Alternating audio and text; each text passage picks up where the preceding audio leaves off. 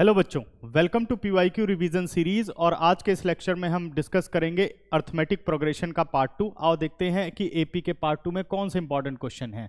तो पहला क्वेश्चन है, क्वेश्चन नंबर 10 तक हम पिछले पार्ट में कंप्लीट कर चुके थे। अब 11th क्वेश्चन पर आते हैं। कह रहा a thief runs with a uniform speed of 100 metre per minute. तो थीफ किस स्पीड से चल रहा है? 100 मीटर पर मिनट उसकी यूनिफॉर्म स्पीड है।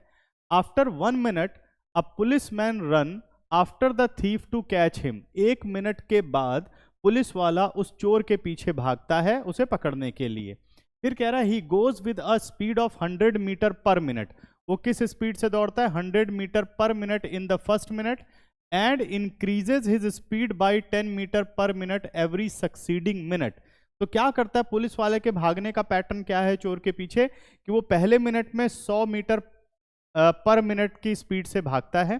उसके बाद हर 1 मिनट पर वो अपनी स्पीड है 10 मीटर पर मिनट इंक्रीज करता जाता है। ठीक है ना? तो जैसे पहले मिनट पर 100 metre per minute, next minute पर कितना हो गया? 110 हो गया, फिर नेक्स्ट पर 120 हो गया, 130 हो गया, ऐसे वो दौड़ता है। कह रहा after how many minutes the police man catch the thief. कह रहा बताओ कितने मिनट के बाद पुलिस मैन उस चोर को पकड़ लेगा। ठीक है ना? बहुत ही अच्छा क्वेश्चन है और बहुत ही इंपॉर्टेंट क्वेश्चन है। चलो इसको और अच्छे से समझते हैं। तो मान लो ये वाला पॉइंट ए है, ठीक है ना? मान लो ये पॉइंट ए है और यहां पर वो पुलिसमैन सपोज बैठा हुआ था। ठीक है ना? समझ गए? ये मान लो पुलिसमैन यहां पर बैठा हुआ था। क्लियर हुआ? अब इसके बाद क्या हुआ कि इसके सामने ये थीफ आता है। ठीक है? इसके सामने से ये थीफ जो है वो निकलता है। करेक्ट? समझ में आया? तो अब जैसे भाई चोर भाग रहा है तो लोग पीछे पीछे भाग रहे हैं, चोर चोर चोर। अब पुलिस वाले ने सुना, तो पुलिस वाले ने जब सुना तो जब ये भाग इसके आगे से जा रहा था उसके 1 मिनट के बाद पुलिस वाले ने दौड़ना शुरू किया। ठीक है ना? समझ गए? अब क्या हुआ कि ये तो यूनिफॉर्म स्पीड से दौड़ रहा है। किस स्पीड से? 100 मीटर पर मिनट की स्पीड से दौड़ रहा है। और पुलिस वाले ने क्या पैटर्न फॉलो किया? इसने क्या किया? अपनी स्पीड को कॉन्टिन्यूसली इंक्रीज करता रहा। किस रेट पे? 10 मीटर पर मिनट के हिसाब से ये दौड़ता रहा, बढ़ाता रहा। पहले 100, फिर 110, फिर 120, ऐसे करता रहा। तो ऐसा करते करते ये फाइनली आ करके इस चोर को पकड़ लेता है। सही है ना?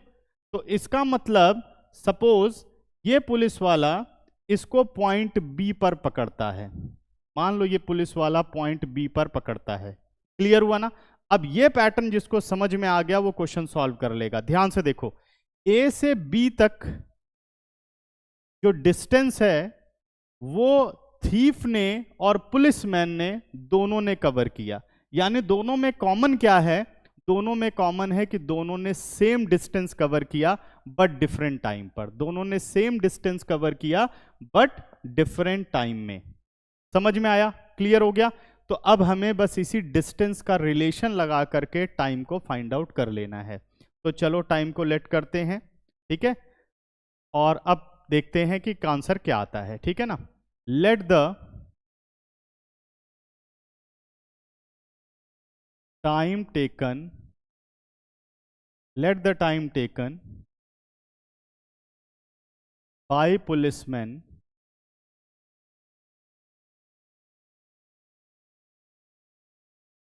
टू कैच द थीफ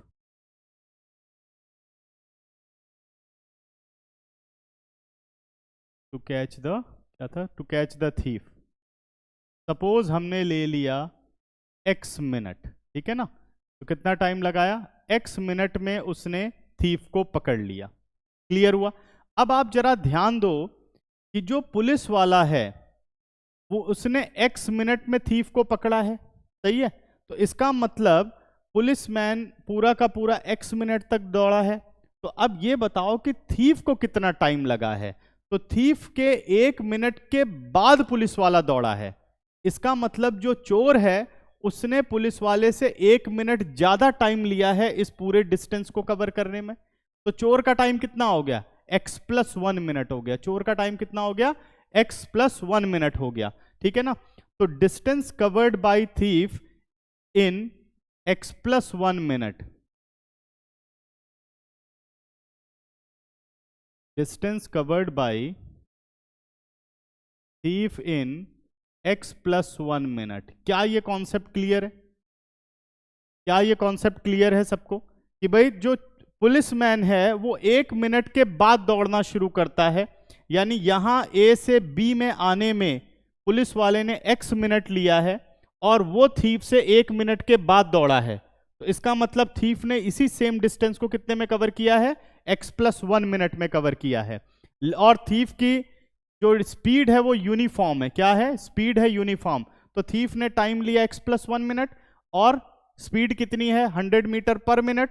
तो डिस्टेंस क्या होता है? Speed into time. Speed into time, इतने मीटर का डिस्टेंस कवर किया है थीफ ने। कितने में? x+1 मिनट में। अब आते हैं भाई पुलिसमैन ने कितना डिस्टेंस कवर किया है, इस बात को समझते हैं। ठीक है, distance covered by policeman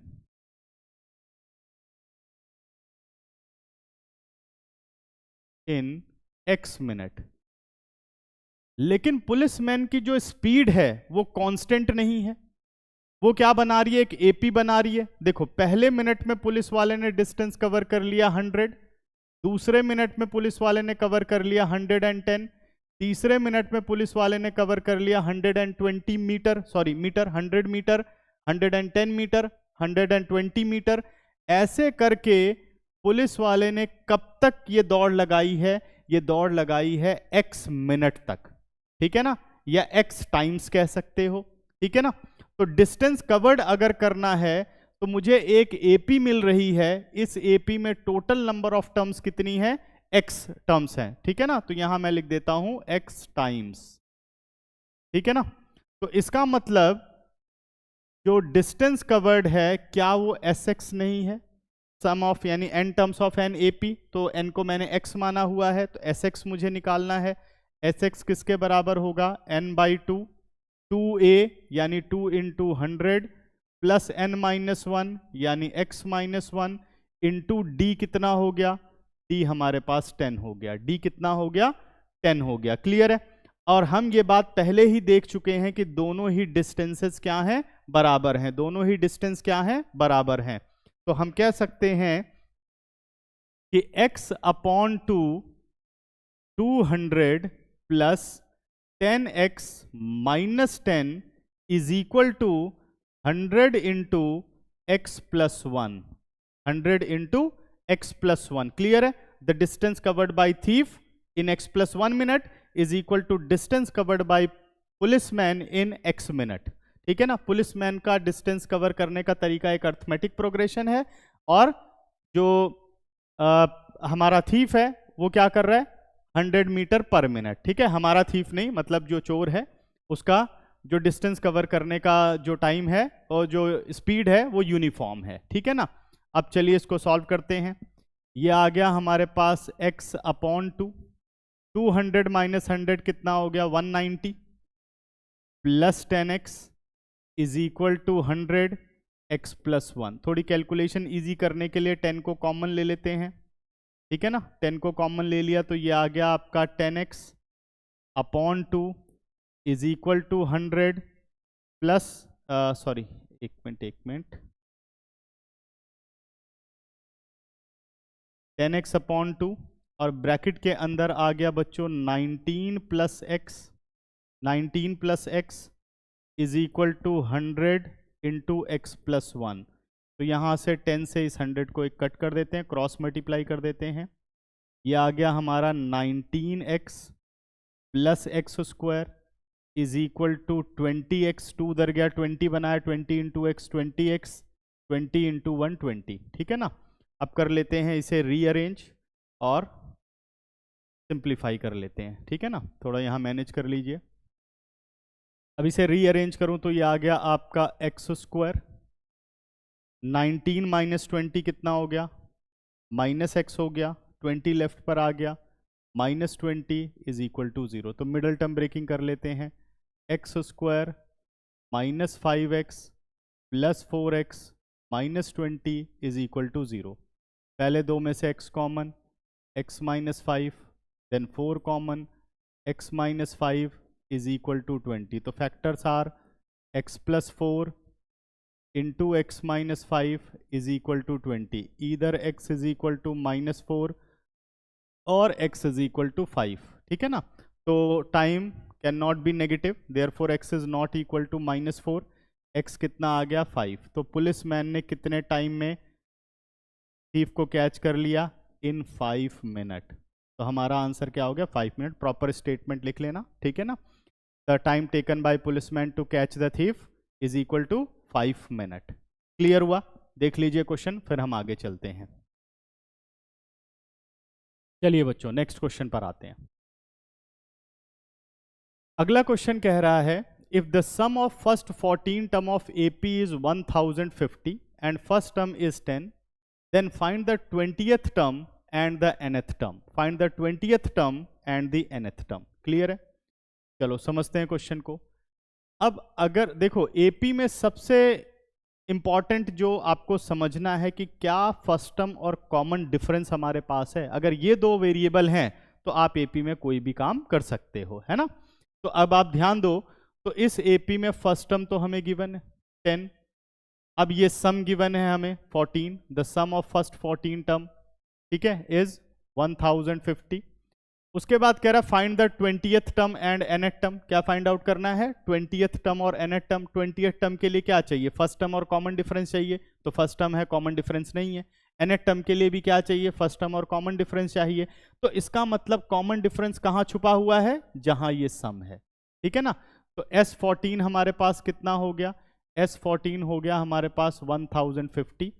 S14 को लिखो n/2 यानी 14/2, 2a 14 माइनस 1 यानी 13d इज इक्वल टू 1050। 2 7 जा 14। अब ध्यान दो ये 7 से 105 कटेगा, इन्हीं सब चीज़ों का ध्यान रखना है जो कि कैलकुलेशन हम बचा सकें। तो ये आ गया हमारे पास 2a प्लस 13d is equal to 1050 upon 7। 2a की वैल्यू हमारे पास कितनी है? First term is 10, 2 into 10 plus 13d, 7 से कट करिए, ये आ जाएगा आपका 15 यानी 150, ठीक है ना। नेक्स्ट चलते हैं अब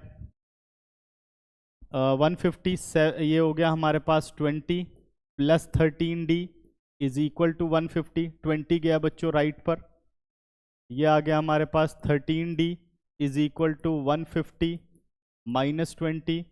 This implies 13d is equal to 130. This implies d is equal to 130 upon 13. 13 10 जा 130, d कितना आ गया 10। d भी 10 है और a भी 10 है, d भी 10 है और a भी 10 है। अब हमसे क्या पूछा जा रहा है? हमसे पूछा जा रहा है 20th टर्म बता दो। क्या बतानी है? 20th term. तो a 20 क्या हो गया? a plus 19d, value of a is 10 plus 19, value of d is 10 यानी 10 प्लस 190, आंसर आ गया आपका 200। क्लियर है? नेक्स्ट हमसे पूछा गया है nth टर्म बताओ। तो an क्या हो गया? a plus n minus 1 into D, value of a is 10 plus n minus 1, value of d is 10, bracket of कर लो, 10 प्लस 10n माइनस 10, 10 और 10 0, आंसर आ गया 10 इंटू n। ये आ गई हमारी an की वैल्यू, ठीक है ना। an और a20 हमने फाइंड आउट कर दिया, ठीक है। देख लीजिए बच्चों, फिर हम चलते हैं नेक्स्ट क्वेश्चन पर, ठीक है। क्लियर हो गया? चलते हैं नेक्स्ट क्वेश्चन पर। अगला क्वेश्चन हमें कह रहा है the first term of an AP is 5, ठीक है, and the last term is 45, sum of all terms is 400, find the number of terms and the common difference of an AP. तो ध्यान से देखिए हमें क्या क्या गिवन है।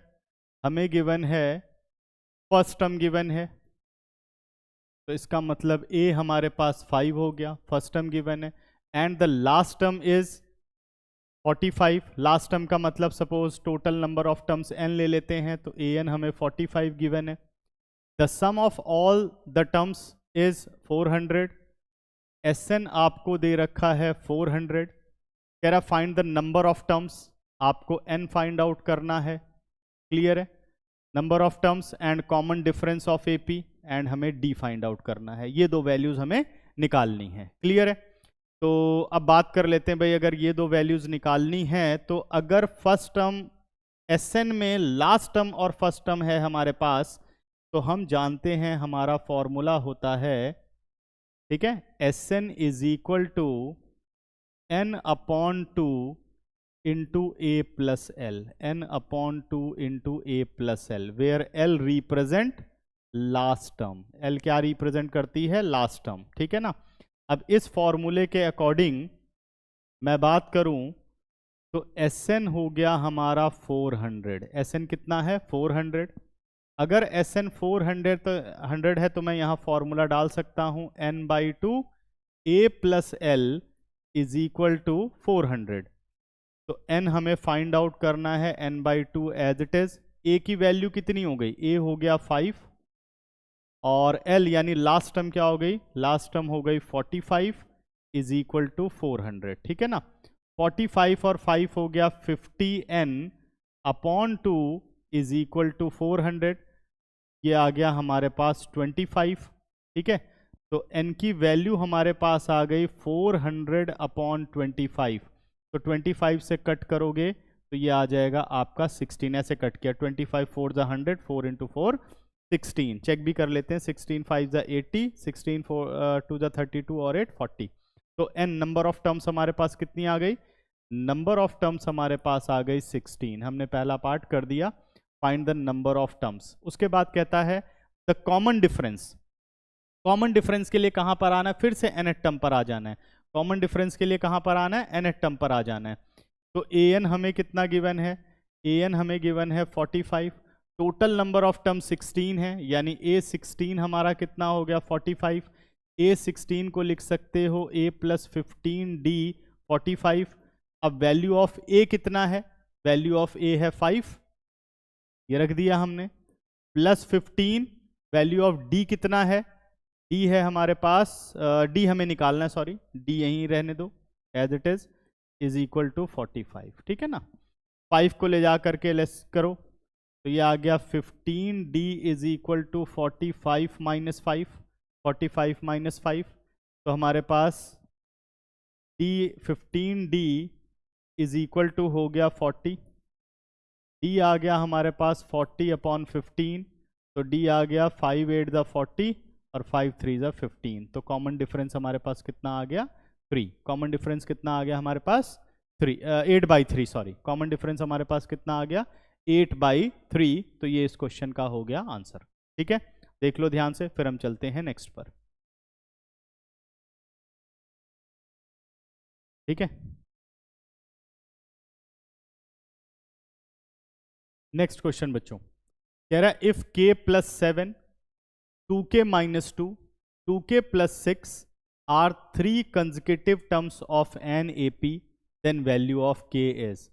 इस तरह का क्वेश्चन एग्जाम में बहुत बार पूछा जाता है, ठीक है ना, और जरूर ही आता है। सपोज लगभग 90% इस टाइप का क्वेश्चन आता ही आता है। ये कह रहा है ये AP की 3 कंसेक्यूटिव टर्म है। तो AP की 3 कंसेक्यूटिव टर्म है, तो हम ये जानते हैं कि 3 कंसेक्यूटिव टर्म में A2 minus A1 is equal to A3 minus A2 equal होगा, क्योंकि क्या निकाल रहे हैं हम? कॉमन डिफरेंस निकाल रहे हैं, ठीक है ना। तो A2 minus A1, A2 minus A1 की वैल्यू क्या हो गई? A2 हो गया हमारे पास 2k माइनस 2, माइनस A1 कितना हो गया?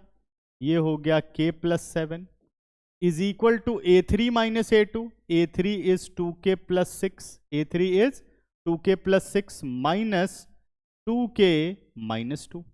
सॉल्व करते हैं इसे, यह आ गया 2k minus 2 minus k minus 7 is equal to 2k plus 6 minus, इसको सॉल्व किया, 2k प्लस 6 माइनस, यह आ गया 2k प्लस 2, ठीक है ना। तो 2 इंटू के और 2 इंटू के इधर 0 हो गया, इधर आ गया 2k माइनस के is k, 7 minus 2 minus 7 minus 9, 6 और 2 हो गया 8। 9 को ले गए राइट पर, यह आ गया 8 प्लस 9, तो value of k is 17। Value of k कितनी आ गई? 17, यानी ऑप्शन नंबर बी इसका करेक्ट ऑप्शन हुआ, ठीक है। देखिए बच्चों ध्यान से, फिर हम चलते हैं नेक्स्ट क्वेश्चन की तरफ। नेक्स्ट क्वेश्चन करते हैं अब।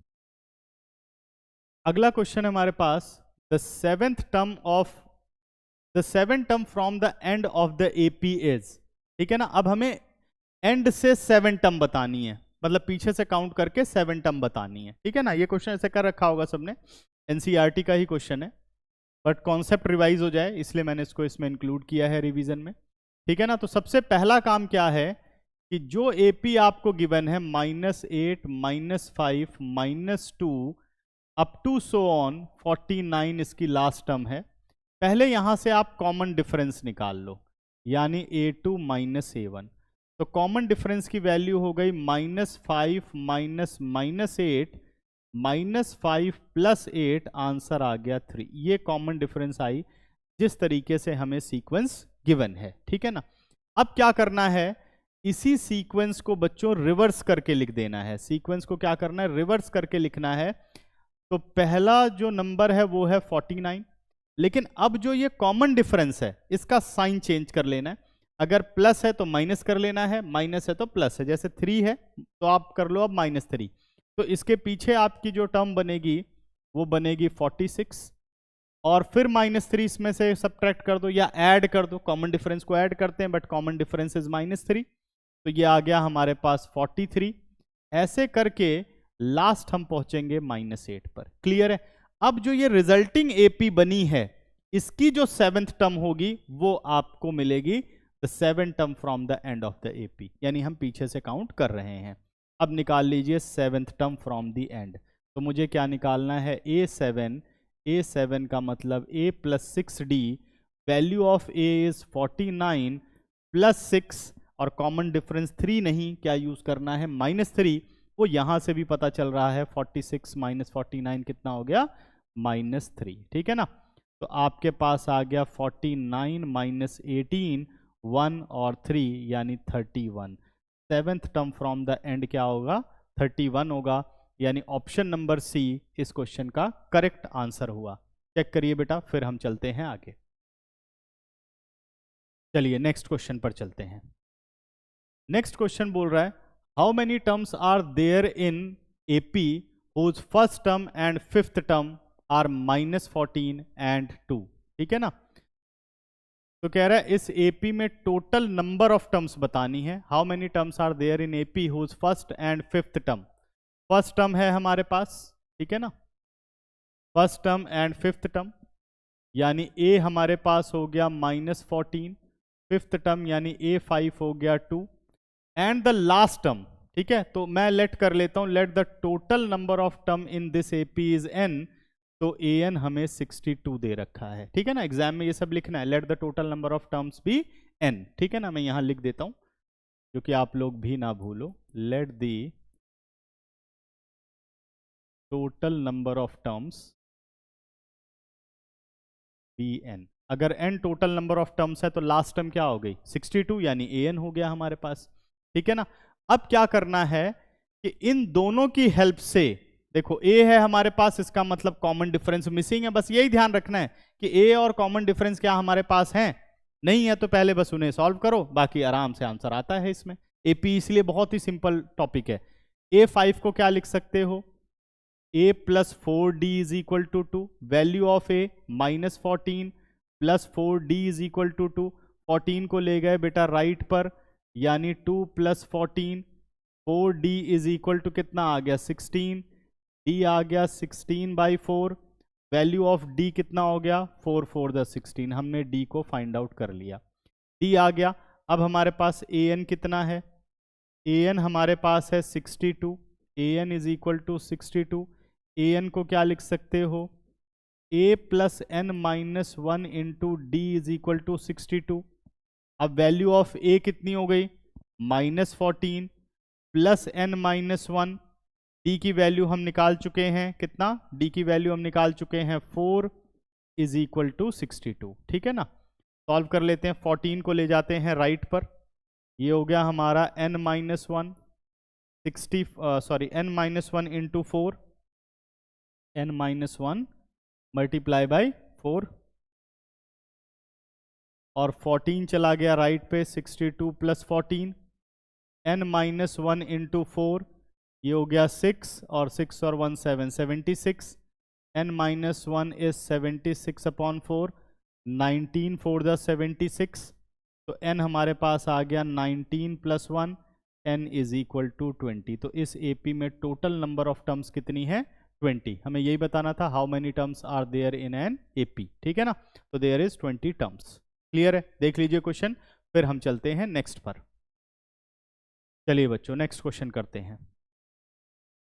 नेक्स्ट है हमारे पास most important question, NCERT optional का पहला ही क्वेश्चन है ये। Which term of the AP is first negative term? Which term of the AP is first negative term, मतलब इस कॉन्सेप्ट पर है, ठीक है ना। तो अब आते हैं बेटा कि इस AP की पहली कौन सी टर्म होगी जो फर्स्ट नेगेटिव टर्म होगी। तो let the nth term of the given AP be first negative term।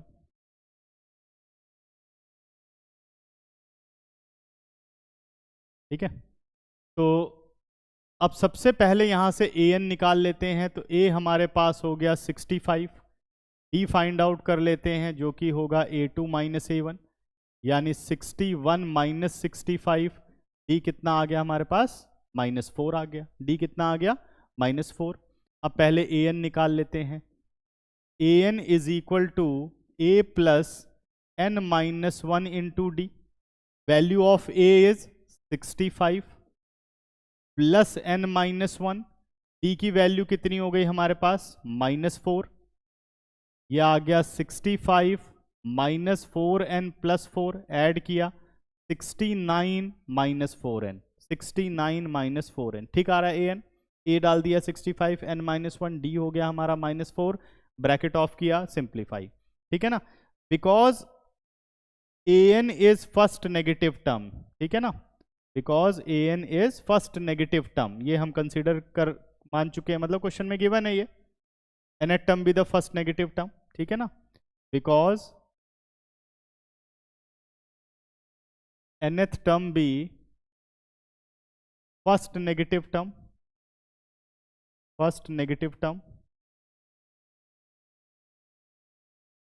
Therefore क्योंकि ये नेगेटिव टर्म है तो क्या ये 0 से बड़ी हो सकती है? नहीं, क्योंकि मुझे एक्सप्रेशन तो बनानी पड़ेगी सॉल्व करने के लिए। तो इसलिए ये जो an नेगेटिव है, इसलिए ये 0 से छोटी हो गई। अब इसकी वैल्यू डाल दो, ये आ गया हमारे पास 69 - 4n < 0। 4n को हमने रख लिया लेफ्ट पर, ये हो गया -69।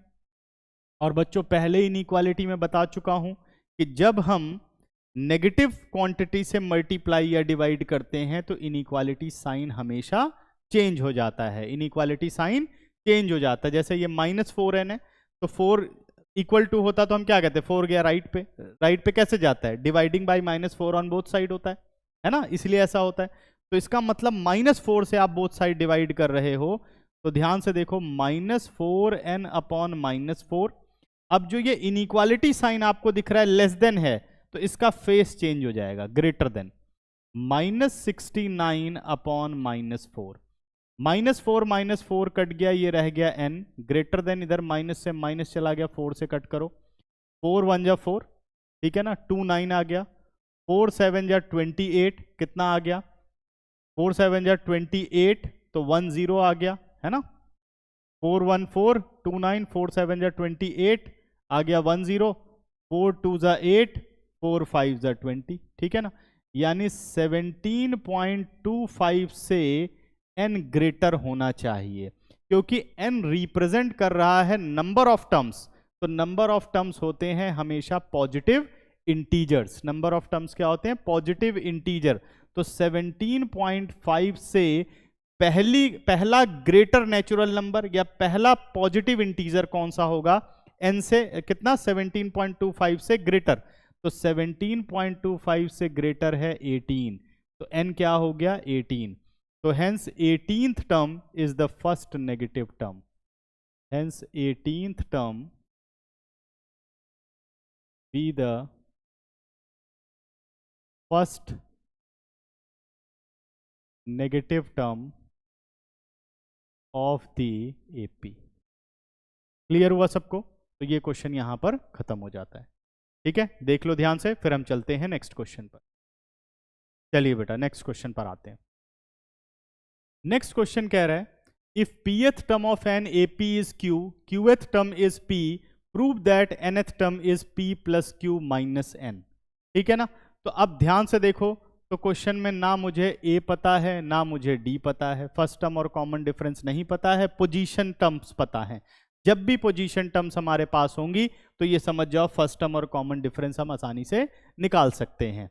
तो क्वेश्चन में pth term is Q, pth term is Q, qth term is P, qth term is P, और nth टर्म को हमें प्रूफ करके लाना है। nth टर्म होनी चाहिए P plus Q minus n, ये बात हमें प्रूफ करके लानी है। ठीक है ना? तो चलिए समझते हैं क्वेश्चन को। तो let A be the first term, D be the common difference. ठीक है, तो pth टर्म को क्या लिख सकते हो? A plus P minus 1 into D is equal to Q, equation number 1। qth term को क्या लिख सकते हो? A plus Q minus 1 into D is equal to P, second equation. अब फर्स्ट और सेकंड को एलिमिनेशन मेथड से कर लेते हैं सॉल्व, फर्स्ट और सेकंड को एलिमिनेशन मेथड से कर लेते हैं सॉल्व। तो यहाँ पे हम लगा देते हैं माइनस माइनस और माइनस, क्योंकि कोफिशिएंट ऑफ ए क्या है? सेम है ना? ज़्यादातर यही होता है, इसी को जल्दी डिलीट करते हैं, वो ज़्यादा ठीक रहता है। ए और ए क्या हो गया? 0। इन दोनों को सब्ट्रैक्ट करोगे तो P minus 1 minus Q minus 1, तो ब्रैकेट खोलोगे तो बनेगा P minus 1 minus Q plus 1, तो माइनस 1 प्लस 1 0 हो जाएगा।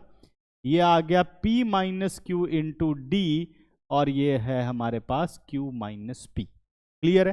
तो D की वैल्यू निकालने के लिए मैंने यहाँ से माइनस कॉमन ले लिया, P माइनस Q, और ये P माइनस Q चला गया डिनोमिनेटर में, ये दोनों कैंसिल आउट हो गए, और हमारे पास D की वैल्यू आ गई माइनस 1। D की वैल्यू कितनी आ गई? माइनस 1।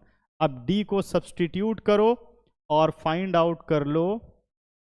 D को पुट कर लेते हैं किसमें? इक्वेशन नंबर 1 या 2 में, और A निकाल लेते हैं। Put D in equation number 1, तो A as it is plus P minus 1, D की जगह आ गया minus 1, and Q as it is A plus A minus P हो गया, ब्रैकेट खोला, प्लस 1 हो गया, इज इक्वल टू Q। तो A की वैल्यू आ गई Q प्लस P माइनस 1, सब कुछ हमने राइट साइड पर शिफ्ट कर दिया। A मिल गया, D मिल गया, तो बस अब क्या चाहिए हमें? nth टर्म चाहिए। nth टर्म फाइंड आउट कर लेते हैं, nth term of this AP। तो an is equal to A plus n minus 1 into D. Value of A is Q plus P minus 1 plus n minus 1, D is minus 1। ठीक है ना? D कितना है हमारा? माइनस 1 है। Solve कर लेते हैं, यह आ गया Q plus P minus 1 minus n plus 1, 1 और 1 हो गया 0, Q plus P minus n। क्या हमें यही प्रूफ करना था? P plus Q minus n। तो दिस इंप्लाइज या hence result is proved, an is equal to P plus Q minus n। तो ये क्वेश्चन हो जाता है यहां पर खत्म। ठीक है, तो क्या सबको क्लियर है? ध्यान से देख लीजिए, फिर आगे चलते हैं। अब चलते हैं नेक्स्ट क्वेश्चन पर। तो क्वेश्चन नंबर 19 कह रहा है if the sum of first n term of AP is 3n square plus n and its common difference is 6, then first term is. तो ध्यान से देखिए बच्चों, ये वाला जो क्वेश्चन है, इस क्वेश्चन में आपको Sn दे रखा है। इस क्वेश्चन में क्या दे रखा है? Sn। बहुत ही सिंपल क्वेश्चन है, लेकिन बस एक बात मुझे समझानी है, इसलिए इस क्वेश्चन को मैंने इसमें सिलेक्ट किया। ठीक है ना? Sn दे रखा है, तो S1 कैसे निकलेगा? इस कॉमन डिफरेंस की हमें कोई ज़रूरत नहीं है, तो इसका मतलब ये सिर्फ हमें कंफ्यूजन के लिए दे रखा है। तो पेपर में अगर ऐसा क्वेश्चन आ जाए तो परेशान नहीं होना है कि भाई कॉमन डिफरेंस का तो हम यूज़ ही नहीं कर पाए, ऐसा नहीं सोचना है। कई बार ऐसे कंफ्यूजन के लिए दे देते हैं। If the sum of first n terms आपके पास गिवन है, its common difference is this one, then its first term. तो सीधा हमें पता है S1 A1 होता है, तो A1 हमारा कितना आ गया? 3 इंटू 1 स्क्वायर प्लस 1, तो 3 प्लस 1 आंसर कितना आ गया? 4। तो हमारी फर्स्ट टर्म क्या हो गई? 4, यानी ऑप्शन नंबर डी इसका करेक्ट ऑप्शन हो गया। ठीक है, सबको समझ में आ गया क्वेश्चन? चलते हैं अब नेक्स्ट क्वेश्चन पर। अगला क्वेश्चन कह रहा है, question number 20, the ratio of 11th term to 18th term of the AP is 2:3। Find the ratio of 5th term to 21st term. Also find the ratio of sum of first 5 terms to the sum of first 21 terms. देखिए question में क्या क्या given है, पहले इस बात को समझ लेते हैं। द रेशियो ऑफ 11 टर्म यानी A11 अपॉन A18 आपको 2:3 गिवन है। ठीक है ना, पहला रिजल्ट ये है। फाइंड आउट करना है the ratio of 5th term to 21st term, ये फाइंड आउट करना है। और and also find the ratio of sum of first 5 term यानी S5 and the sum of first 21st term यानी S21। ये दो बातें हमें निकालनी है। क्लियर है? तो पहले हम गिवन पे आते हैं और वहां से देखते हैं कि हम क्या फाइंड आउट कर सकते हैं। तो सीधी सी बात है, वहां से फर्स्ट टर्म और कॉमन डिफरेंस में रिलेशन आएगा। तो A11 को क्या लिख सकते हो? A प्लस 10D, मतलब वो लिख लेना है let A be the first term and D the common difference, उसके बाद शुरू कर देना है। A प्लस 10D, ये हो गया A प्लस 17D 18 को, और ये हो गया हमारा 2/3 एज इट इज। अब बच्चों कर दो क्रॉस मल्टीप्लाई, 3 से इधर मल्टीप्लाई किया तो बन गया 3A, 3 इंटू 10 30D, 2 से मल्टीप्लाई किया तो 2A, 17 2 ज़ा 34D। सही है? यहाँ तक अरेंज करो, 2A 3A के साथ ले आओ, 2A minus 3A, 34D minus 30D, 2A minus 3A minus 2A A हो गया, 34 माइनस 30D, 34 माइनस 30D, ये आ गया हमारे पास 4D। कितना आ गया? 4D। तो ये रिलेशन आ गया A और D के बीच में। ठीक है ना, यही था। The ratio of 11th and 18 term हमने डाल दिया 2:3, A plus 10D, A plus 17D, cross multiply किया 3A plus 30D, 2A plus 2 into 17 34D, rearrange किया तो 3A 30D। ठीक है, 3A माइनस 2A हो गया A और 34 माइनस 30 हो गया 4D। क्लियर है? अब कहता है A5 और A21 में रिलेशनशिप बताओ। A5 और A21 में 5th टर्म और 21st टर्म। 5th टर्म को क्या लिख सकते हो? A plus 4D। 21st term को क्या लिख सकते हो? A plus 20D। हमें ये पता है भाई A कितना है? 4D, रख देते हैं 4D प्लस 4D, डिनोमिनेटर में आ गया 4D प्लस 20D। ठीक है, 4 और 4 ये आ गया हमारे पास 8D, और 20 और 4 ये हो गया हमारे पास 24D। D और D कट कर दो, 8 3 ज़ा 24। इसका मतलब A5 ratio A21 is equal to 1:3। ये पहला रिजल्ट हमने सॉल्व कर दिया। ठीक है ना। नेक्स्ट अब आ रहा है हमारे पास find the ratio of sum of first 5 terms and first 21st term. ठीक है ना, तो चलो फर्स्ट 5 टर्म्स और फर्स्ट 21st टर्म्स में के सम में निकाल लेते हैं। तो ये आ गया हमारे पास S5 अपॉन S21। S5 क्या लिखा जाएगा? 5/2, 2A प्लस 4D, डिनोमिनेटर में आ गया 21/2, ये हो गया 2A प्लस आ गया 20D, 2A प्लस 20D। तो this 2 and that 2 cancel out और सॉल्व करते हैं।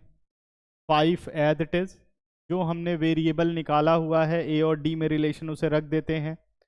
2 इंटू 4D, A 4D के इक्वल है, प्लस 4D, डिनोमिनेटर में 21 एज इट इज, यहाँ हो गया 2 into 4 into D plus 20D। ठीक है ना।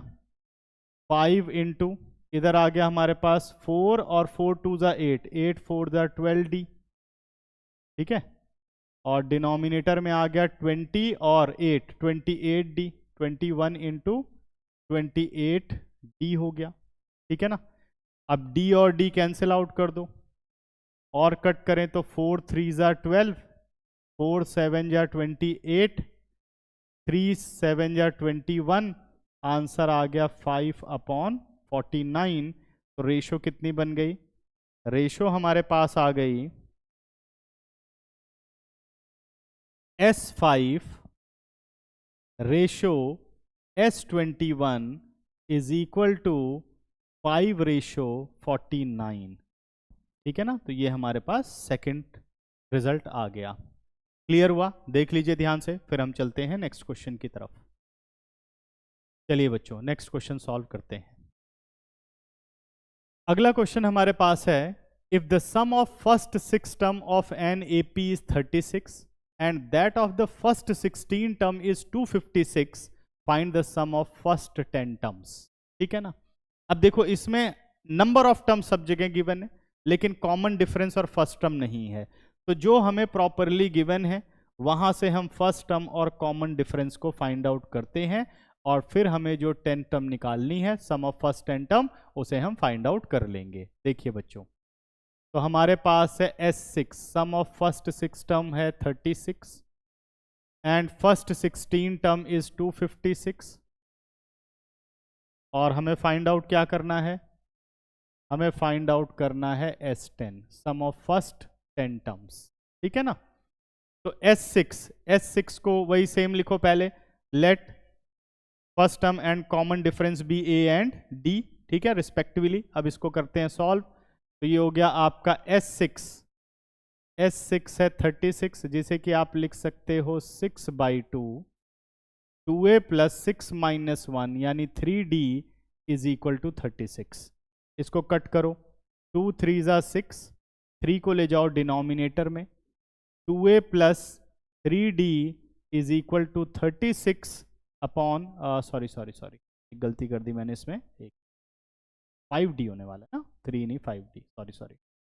S6 का मतलब हो गया n/2 यानी 6/2, 2A प्लस कितना हो गया 5D, 6 - 1। ठीक है, 2A + n - 1 into D is equal to 36। ठीक है, अब 2 3 ज़ा 6 हो गया, 3 डिनोमिनेटर में गया, यह आ गया 2A + 5D is equal to 36/3, 2A + 5D is equal to आ गया 12। ठीक है ना? ये हो गई इक्वेशन नंबर 1, करेक्ट। अब आ जाओ नेक्स्ट पर। सेकंड हमारे पास है S16 is equal to 256। S16 को क्या लिख सकते हो? 16/2, 2A + 16 - 1 15D is equal to 256। ठीक है, 2 से इसको कट कर दो, 2 8 ज़ा 16, 8 को ले जाइए डिनोमिनेटर में, राइट साइड पर 2A + 15D is equal to 256 upon 8, 8 3 ज़ा 24। ठीक है, एंड 8 2 ज़ा 16। ठीक है ना? तो सेकंड इक्वेशन बन गई 2A + 15D is equal to 32, equation number 2। अब A के कोफिशिएंट दोनों में सेम है, तो इक्वेशन नंबर 1 और इक्वेशन नंबर 2 को कर लेते हैं सॉल्व। इक्वेशन नंबर 1 और इक्वेशन नंबर 2 में क्या लगा देते हैं? Elimination method.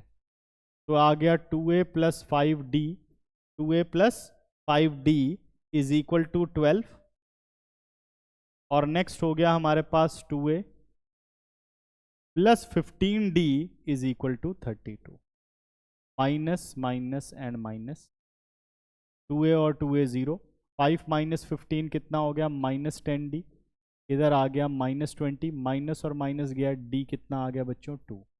D की वैल्यू कितनी आ गई? 2। जब D 2 आ गया तो फर्स्ट इक्वेशन में पुट करके A निकाल लेते हैं। Put D in equation number 1, तो D को अगर मैं पुट कर दूं तो ये आ गया आपका 2A + 5 × 2, 2A + 5 × 2, ठीक है, इज इक्वल टू 12। ठीक है, 5 2 ज़ा 10, 2A इज इक्वल टू 12 - 10, 2 आ गया, 2A is equal to 2, A कितना आ गया? 1, A 1 आ गया और D 2 आ गया। अब मुझे क्या फाइंड आउट करना है? Find the sum of first 10 terms. अब हमें फाइंड आउट करना है सम ऑफ फर्स्ट 10 टर्म्स। ठीक है ना? S10 यहां से निकाल लेते हैं। S10 का फॉर्मूला हो गया 10/2, 2A + 10 - 1 यानी 9D, 2 से कट कर दो, 2 5 ज़ा 10, और 2 into value of A is 1 plus 9 value of D is 2, value of D is 2, तो 5 इधर आ गया 2 प्लस 9 2 ज़ा 18, 5 इंटू 20, 5 इंटू 20 कर दिया तो सम कितना आ गया हमारा 100, तो S10 कितना आ गया 100। ध्यान से देख लीजिए बच्चों, फिर हम चलते हैं आगे। अब हम करते हैं नेक्स्ट क्वेश्चन। 22nd पे आओ। Find the sum of all the integers between 50 and 500। Between, जब बिटवीन बोलता है तो 50 और 500 एक्सक्लूड करते हैं, ठीक है ना, समझ गए। यहाँ तो खैर वैसे एक्सक्लूड करना पड़ेगा बट ध्यान रखिए। उसके बाद कह रहा है कि विच आर डिविजिबल बाई 7, किससे डिविजिबल होने चाहिए 7 से। अब जैसे मैंने पिछली क्लास में भी मेथड बताया था कि 50 के आगे तो खैर डायरेक्ट पता चल रहा है, लेकिन एक बार फिर मेथड रिवाइज कर लेते हैं।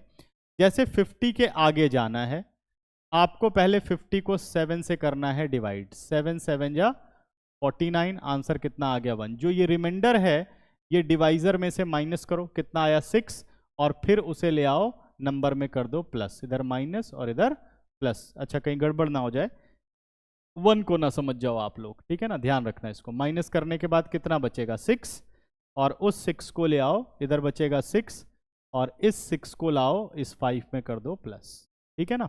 तो कितना, पहला नंबर कौन सा हो गया, पहला नंबर हो गया हमारे पास 56। पहला नंबर कौन सा हो गया 56। अब 7 7 ऐड करते जाओ, 56 और 7 63, फिर 7 70, और ऐसे करके फाइनली अब लास्ट वाला नंबर पता लगाना है। तो आपको क्या करना है, इस 500 को 7 से करो डिवाइड, 7 7 जा 49, कितना आ गया 10, 7 1 जा 7, कितना आ गया 3। अब जो ये रिमाइंडर बचेगा इसे माइनस करना है, आगे जाना है तो प्लस करना है। प्लस वाले का मेथड समझ गए कि डिवाइजर में से रिमाइंडर को माइनस करके जो नंबर आए उसे नंबर में प्लस करना है, और यहाँ पर जो एक्चुअल रिमाइंडर आए बस वही माइनस कर दो। तो 500 में से 3 चला गया, कितना आ गया 497, कितना आ गया 497, ठीक है ना। ध्यान से देखो, 7 7 जा 49, 7 1 जा 7, तो 497 यहाँ पर हमारे पास आ गया last number. Which are divisible by 7। हमें क्या करना है, सम। सम निकालने के लिए हमें ये पता होना चाहिए कि इसमें टोटल नंबर ऑफ टर्म्स कितनी हैं। तो सबसे पहला काम क्या है कि इसे शो करो कि ये एक अर्थमेटिक प्रोग्रेशन है। तो आप निकालो, वैसे तो बनाई हमने बट इसे शो करो। A2 माइनस A1, 63 माइनस 56 कितना आ गया 7, A3 माइनस A2 ये हो गया 70 माइनस 63 ये हो गया 7, because A2 minus A1 is equal to A3 minus A2, therefore terms are in AP, ठीक है। अब क्या करोगे, let the total number of terms be n। अगर इसमें total n number of terms हैं तो इसका मतलब an हमारे पास कितना है 497, an कितना है 497 है। यहां से अब आपको n निकालना पड़ेगा। तो an का फॉर्मूला होता है a plus n minus 1 into D is equal to 497। Value of a हो गई 56 प्लस n माइनस 1, d हो गया हमारे पास 7 इज इक्वल टू 497। पहले 56 ले जा करके सब्ट्रैक्ट कर दो, ठीक है ना, कैलकुलेशन थोड़ा इजी कर सकते हो, यानी कि सारे ब्रैकेट खोल दो। 497 माइनस 56 सब्ट्रैक्ट करिए, कितना आंसर आएगा 7 माइनस 6 1 हो गया, 9 माइनस 5 4 हो गया, और ये 441 आ गया। 441 को 7 से करो डिवाइड, n माइनस 1, 441 अपॉन 7, 7 6 जा 42, 2 1, 7 3 जा 21, तो n माइनस 1 हमारे पास हो गया 63, n आ गया 64। टोटल नंबर्स ऑफ टर्म कितनी हो गई 64। हमें क्या चाहिए, हमें चाहिए सम, यानी हमें इस AP की 64 टर्म का सम निकालना है, ठीक है ना। तो अब बात करते हैं सम की। तो क्योंकि यहां पर फर्स्ट टर्म और लास्ट टर्म हमें पता है तो कैलकुलेशन इजी हो जाएगी। तो अगर मैं सम निकालूं तो सम का फॉर्मूला आप लगाओ n/2 a plus L, n/2 a plus L. n कितना हो गया 64/2, a हमारे पास आ गया 56, a कितना आ गया 56, और लास्ट टर्म कितनी हो गई 447, कितनी हो गई, ओ सॉरी 497, कितनी हो गई 497। तो 2 से इसको कट कर देते हैं, ये आ गया हमारे पास 32, 32 मल्टीप्लाई विद 7 6 13 9 5 14 और 1 15, ठीक है ना, और 4 और 1 5 553, सही है ना, 7 6 13 9 5 14 और 1 15 और 4 और 1 5, ठीक है। तो 553 को 32 से आपको करना है मल्टीप्लाई, तो मल्टीप्लाई कर देता हूँ, 2 3 ज़ा 6, 2 5 ज़ा 10, 2 5 ज़ा 10 और 1 11, 3 से कर देते हैं, 3 3 ज़ा 9 और 3 5 ज़ा 15, 3 5 ज़ा 15 और 1 16, तो 6 9 6 7 1, तो 17,696, 17,696 इसका आंसर हुआ, ठीक है ना। एक बार रीचेक कर लेते हैं, 2 3 ज़ा 6, 2 5 ज़ा 10, 2 5 ज़ा 10 और 1 11, और 3 से करें तो 3 3 ज़ा 9, 3 5 ज़ा 15, 3 5 ज़ा 15 और 1 16, ऐड कर दो 6 9 6, ठीक है, 6 और 1 7 और 1, ठीक है। तो ये इसका फाइनल आंसर हुआ, ध्यान से देख लो। फिर हम करते हैं नेक्स्ट क्वेश्चन। क्वेश्चन कह रहा है 2 APs have the same common differences, या same common difference, the first term of one of these is -1 and that of the other is -8। First term दोनों की गिवन है, ठीक है ना, and the difference between their fourth term is, देखो वैसे तो इसका एक डायरेक्ट कॉन्सेप्ट होता है, बट पहले इसको हम समझ लें, फिर वो भी मैं बताता हूँ आपको। कॉमन डिफरेंस दोनों के सेम है, ठीक है ना, तो हमें क्या चाहिए कि भाई फर्स्ट टर्म दोनों की है हमारे पास, 2 APs have the same common difference, the first term of one is this one and other is this one, the difference between their fourth term। देखिए A4 माइनस A-4 कर लेते हैं, A4 को आप लिखोगे A1 प्लस 3D, और minus A-4 को लिख लेते हैं A2 प्लस 3D, क्योंकि दोनों के कॉमन डिफरेंसेस सेम है। जब ब्रैकेट खोलोगे तो क्या आएगा, A1 माइनस A2। अब पहली वाली फर्स्ट टर्म क्या है, -1 माइनस 8, ठीक है, -1 प्लस 8, आंसर कितना आ गया 7।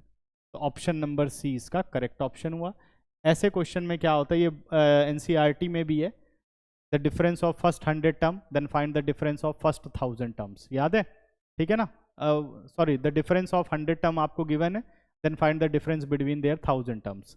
तो अगर कॉमन डिफरेंस सेम होता है तो जो 2 AP की फर्स्ट टर्म का डिफरेंस होता है वही हर टर्म का डिफरेंस होता है, ये ध्यान रखना है। तो ये हम डायरेक्ट कर सकते थे, -1 और -8 कितना बन गया हमारे पास 7, और सब्ट्रैक्ट कर सकते हैं, ठीक है ना। 2 APs have the same common difference, the first term of these are this one, the differences between their fourth term, ठीक है ना। तो उनकी फोर्थ टर्म में हमने डिफरेंस को निकाल दिया, तो आंसर कितना आ गया 7। क्लियर।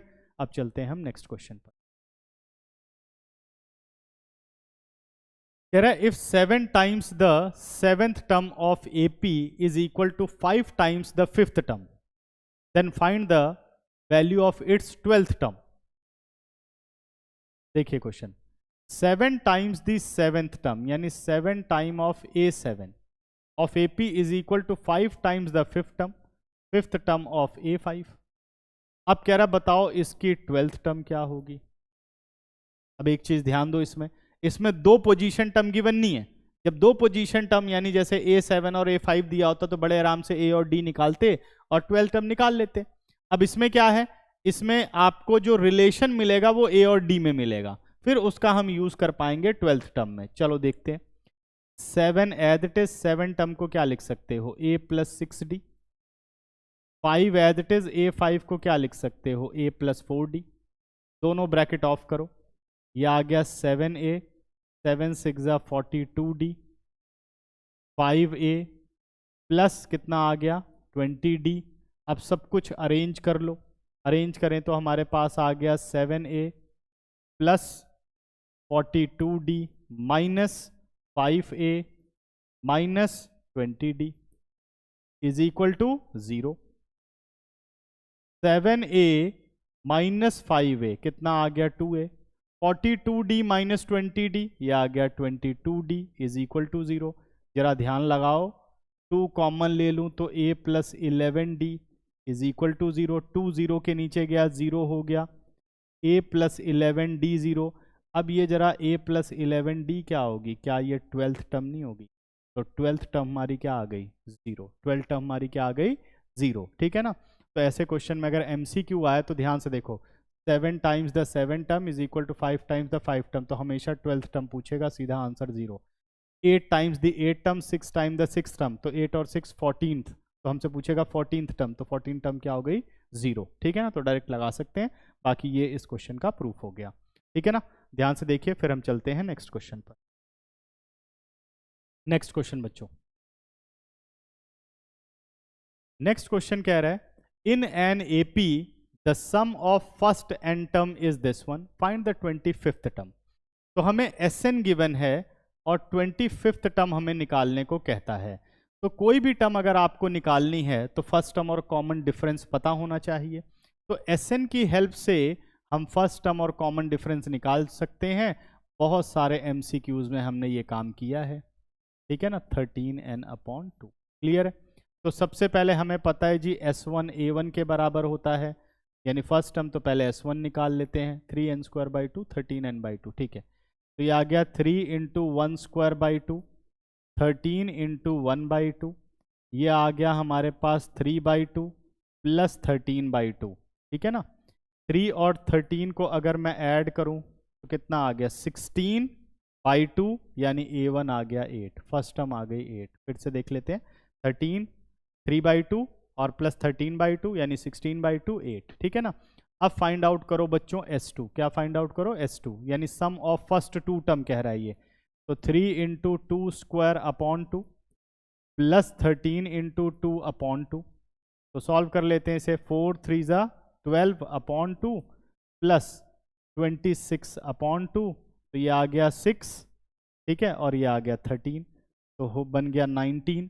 अब S2 को क्या लिख सकते हो, A1 plus A2 is equal to 19। Value of A1 कितना हो गया, वैल्यू ऑफ A1 हमारे पास हो गया, value of A1 is 8 plus A2 is equal to 19, तो A2 की वैल्यू आ गई 19 - 8, तो A2 हमारे पास आ गया 11। A2 कितना आ गया 11। A1 मिल गया, A2 मिल गया, A1 मिल गया और A2 मिल गया। तो अब हम यहाँ से कॉमन डिफरेंस निकाल सकते हैं D, जो कि है A2 - A1। 11 - 8, 11 - 8, तो D कितना आ गया 3, ठीक है ना। 11 - 8, तो D कितना आ गया 3, क्लियर है। अब मुझे फाइंड आउट करना है 25th टर्म, क्या फाइंड आउट करनी है 25th टर्म। तो निकालते हैं A25, A25 हो गया A plus 24D। Value of A is 8 plus 24, D की वैल्यू 3, 8 प्लस 72, ठीक है, 8 प्लस 72 ऐड किया तो कितना आ गया 80। तो हमारा 25th टर्म कितनी आ गई 80, 25th टर्म हमारी क्या आ गई 80, क्लियर है। देखो ध्यान से, फिर चलते हैं हम नेक्स्ट क्वेश्चन पर। अब आ जाओ 27th क्वेश्चन पर। 27th क्वेश्चन कह रहा है the 9th term of an AP is equal to 7 times the second term, ठीक है। 12th term exceeds 5 times the third term by 2, find the first term and common difference. तो यहां से दो रिलेशन बनाने की कोशिश करते हैं। 9th term of an AP is equal to 7 times the second term. 9th term of an AP, A9, is equal to 7 times the second term, A2.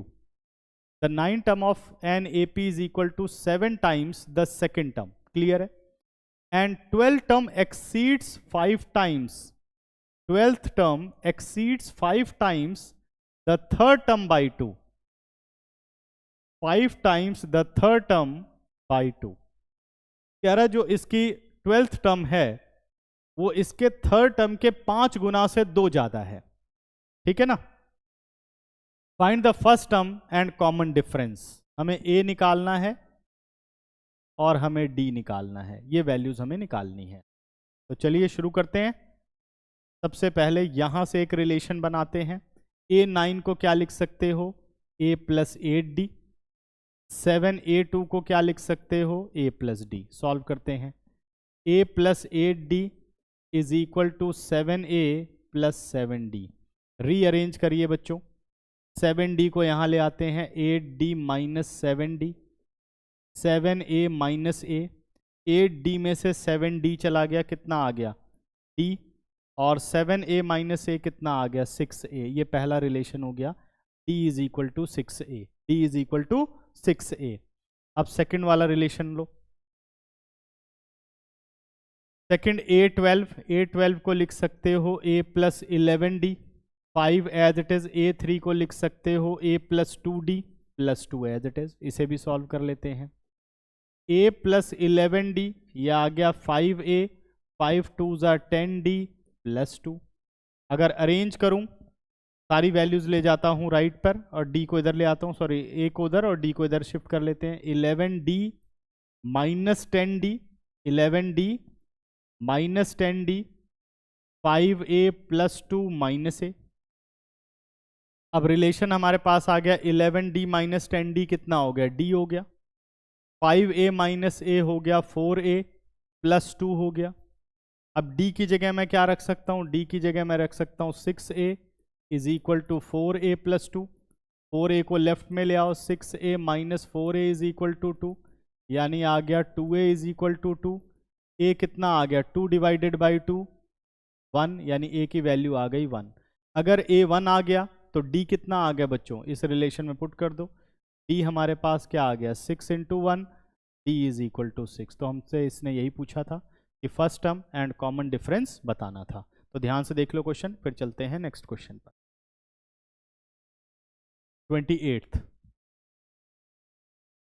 28th question कह रहा है the sum of first 6 term of an AP is 42।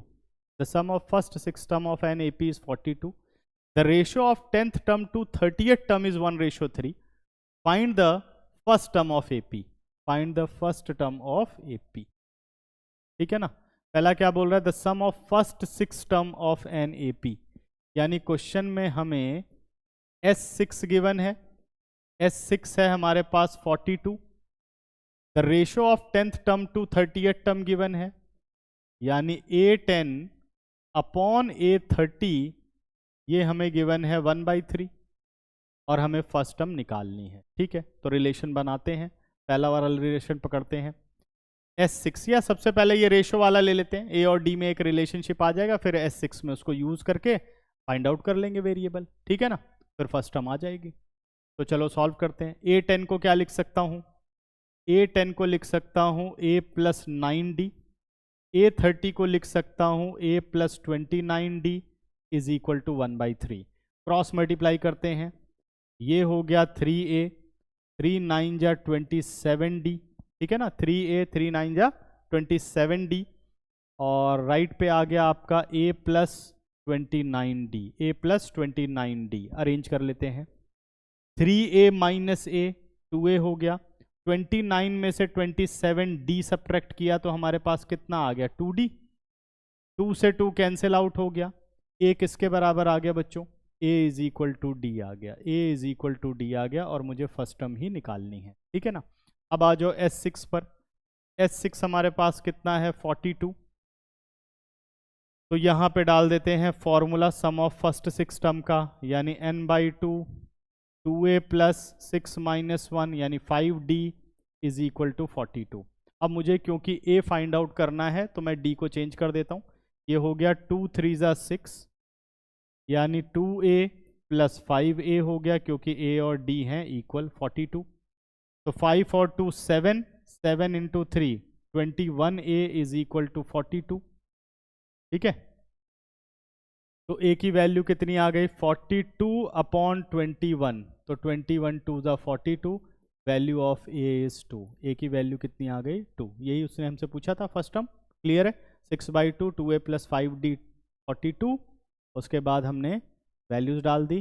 A है हमारे पास, A और D equal है, तो 5A 5 2 7 3 21 21 2 ज़ा 42। ठीक है, तो ध्यान से देखिए, फिर चलते हैं हम नेक्स्ट क्वेश्चन पर। चलिए बच्चों 29th क्वेश्चन पर आ जाते हैं। 29th क्वेश्चन क्या बोल रहा है, an AP consist of 37 terms, an AP consist of 37 term, the sum of three middlemost term, the sum of three middlemost term is 225 and the sum of last three terms is 429. Find the AP. Most important question है, middle term middle most term, इस concept को अच्छे से आप लोग समझ लीजिए, ठीक है ना। तो सबसे पहली बात करते हैं मिडल टर्म की, ठीक है ना। मिडल टर्म पहले पता लगाओ, फिर पता लगाओ मिडल मोस्ट टर्म। देखो 37 टर्म टोटल है, ये मीडियन वाला फॉर्मूला इसमें काम करता है, मीडियन ऑफ अनग्रुप डेटा, ठीक है ना। तो जैसे टोटल नंबर ऑफ टर्म्स कितनी है 37, ध्यान देना एन कितना है 37। अगर इवन नंबर ऑफ टर्म्स होती हैं तो 2 मिडल टर्म होती हैं, और ऑड नंबर ऑफ टर्म्स होती हैं टोटल तो 1 मिडल टर्म होती है, ठीक है ना। अब इसने 3 मिडल मोस्ट कहा है, उसको मैं बताता हूं कैसे करना है। तो अभी क्या है मिडल टर्म, मिडल टर्म निकालने का कॉन्सेप्ट क्या होता है, ठीक है। Middle term,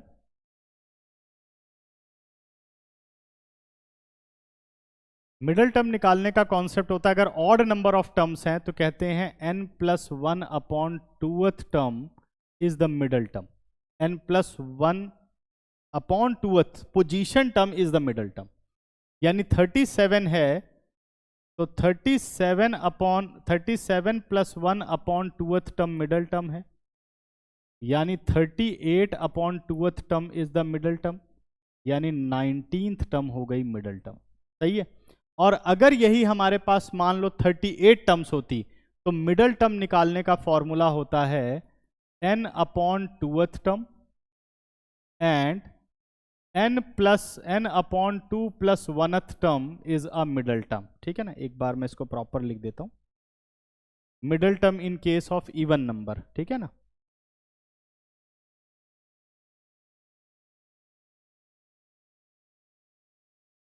when number of terms be even, ठीक है ना। जैसे n अगर इवन हो जाए तो उस वक्त मिडल टर्म हमारे पास कैसे निकलेगी, मिडल टर्म निकलेगी n upon 2th term is the middle term and दूसरी टर्म हो गई n अपॉन 2 + 1th टर्म, तो 2 मिडल टर्म होंगी।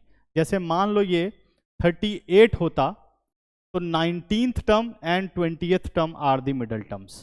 फिर उसके बाद जो मर्जी क्वेश्चन पूछे, मान लो कह they find the middle terms और 38 दे दिया, तो हम समझ गए कि मुझे क्या करना है, मुझे A19 और A20 निकालना है। या बोल दे सम ऑफ 2 मिडल टर्म, तो आप ऐसे करेंगे, क्लियर है, ठीक है ना। तो ये दोनों बातें याद रखनी। ऑड के केस में नंबर +1 डिवाइडेड बाई 2 एक मिडल टर्म, और इवन के केस में कितनी 2 मिडल टर्म होती हैं, क्लियर है बात, ठीक है। अब बढ़ते हैं क्वेश्चन में आगे।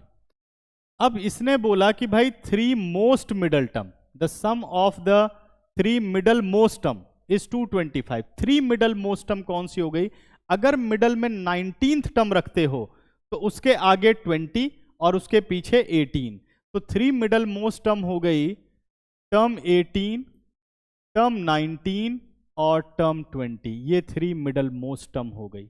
और इनका सम कितना दे रखा है आपको, इनका सम दे रखा है 225। तो A18 को क्या लिख सकते हो, A + 17D, A19 को लिख सकते हो A + 18D, और A20 को क्या लिख सकते हो, A + 19D is equal to 225, is equal to 225। इन्हें बेटा ऐड कर लेते हैं, तो ये बन गया आपका 3A, और इसे ऐड करो तो 9 और 8 17, 17 और 7 24, 9 और 8 17 और 7 24, 2 और 1 3 और 1 4 और 1 5, 54D इज इक्वल टू 225। यहाँ से 3 कॉमन ले लो, A + 18D is equal to 225। 3 से करो 225 को डिवाइड, 3 7 जा 21, 3 5 जा 15, यानी A + 18D आ गया हमारा 75, रिलेशन नंबर 1 आ गया हमारे पास। नेक्स्ट कहता है the sum of last 3 terms, अगर टोटल 37 टर्म्स हैं तो लास्ट 3 टर्म्स क्या होंगी? 37th term, 36th term and 35th term, यानी 35 प्लस 36 प्लस 37, ये हमें दे रखा है 429। तो एक एपी निकालने के लिए फर्स्ट टर्म और कॉमन डिफरेंस चाहिए, ठीक है ना। ए 35 को क्या लिख सकते हो? A plus 34d। ए 36 को क्या लिख सकते हो? A plus 35d। ए 37 को क्या लिख सकते हो? A plus 36d is equal to 429। अब ऐड कर लेते हैं इन्हें। ये हमारे पास आ गया 3a प्लस, इन्हें ऐड करो। 6 5 11, 11 और 4 15, 6 5 11, 11 और 4 15, 3 और 1 4, 4 और 3 7, 7 और 3, 7 और 3 कितना हो गया? 10। 105d is equal to 429। एक बार और चेक कर लेते हैं। 6 5 11, 11 और 4 15, 3 और 1 4, 4 3 7, 7 3 10, ठीक है। अब यहां से 3 ले लो कॉमन, अंदर क्या बच गया? a प्लस 3 3 ज़ा 9 और 3 5 ज़ा 15, d इज इक्वल टू 429। 9 2 11 और 4 15, 3 पे जा रहा है। 3 1, 3 4 ज़ा 12, 3 3 ज़ा 9, यानी a plus 35d is equal to 143, relation number 2। अब फर्स्ट और सेकंड को कर लेते हैं सॉल्व। तो मैं फर्स्ट इक्वेशन इसी के नीचे लिख देता हूँ, आप सेपरेटली लिखना by solving first and second. तो मैं यहीं पर लिख देता हूँ a plus 18d, a plus 18d is equal to 75, ठीक है ना। सब्ट्रैक्ट करते हैं, माइनस माइनस और ये माइनस, इसको कट किया तो कितना आ जाएगा? ये आ गया हमारे पास 17d। कितना आ गया? 17d। इसको सब्ट्रैक्ट करूँ तो 13 आउट ऑफ 5 8, और 13 आउट ऑफ 6, 13 आउट ऑफ 7 6, ठीक है ना। तो 17 4 द 68, d हमारे पास 4 आ गया। अगर d हमारे पास 4 आ गया तो a हमारे पास कितना आएगा? यहाँ सॉल्व कर रहा हूँ बच्चों, ठीक है। तो d 4 आ गया, a पुट कर लेते हैं यहाँ पर, d की वैल्यू 4। तो a प्लस 18 4 द 72 इज इक्वल टू 75। a हमारे पास कितना आ गया? a हमारे पास 3 आ गया। a मिल गया और d मिल गया, तो रिस्पेक्टिव AP क्या बनी? ठीक है ना, सिंपल सा कॉन्सेप्ट हो गया। तो हमारी AP बन गई, AP is equal to a plus d, 4 add करो 7, फिर 4 ऐड करो 11 और अप टू सो ऑन, ये AP बनेगी ना 3 7 11। तो ये क्वेश्चन हो जाता है सॉल्व, ठीक है। ध्यान से देख लो, फिर चलते हैं नेक्स्ट क्वेश्चन। चलिए बच्चों नेक्स्ट क्वेश्चन सॉल्व करते हैं। तो 30th क्वेश्चन कह रहा है if the first 3 terms of an AP are B C and 2B then find the ratio of B and C। B and C का मुझे रेशो बताना है, मुझे फाइंड आउट करना है B रेशो C। क्लियर है? पहली 3 टर्म है, पहली 3 टर्म है हमारे पास B C और 2B, because BC and 2B, because BC and 2B are in AP, consecutive term है। तो क्या ये बात कहना गलत होगा? A2 माइनस A1 यानी C minus B is equal to A3 minus A2, 2B minus C, कह सकते हैं ना। अब क्या करो, C एक साथ कर लो, क्योंकि मुझे तो रेशो B और C में निकालना है, तो C को यहां ले लेते हैं, C प्लस C, यह आ गया 2B plus B, C plus C हो गया 2C, और ये हो गया 3B, 3D लिख दिया, सॉरी 3B। और रेशो मुझे क्या चाहिए? B रेशो C, तो C को नीचे ले आओ, 3 को इसके नीचे ले जाओ, यह आ गया 2/3 इज इक्वल टू B/C। तो this implies B ratio C कितना आ गया? 2:3, तो ये क्वेश्चन यहाँ हो जाता है खत्म। ठीक है ना, ध्यान से देख लो फिर हम। तो बच्चों आज के लेक्चर में इतना ही, बाकी अब मिलते हैं पार्ट 3 में और कुछ इंपॉर्टेंट क्वेश्चन हम डिस्कस करेंगे। Thank you.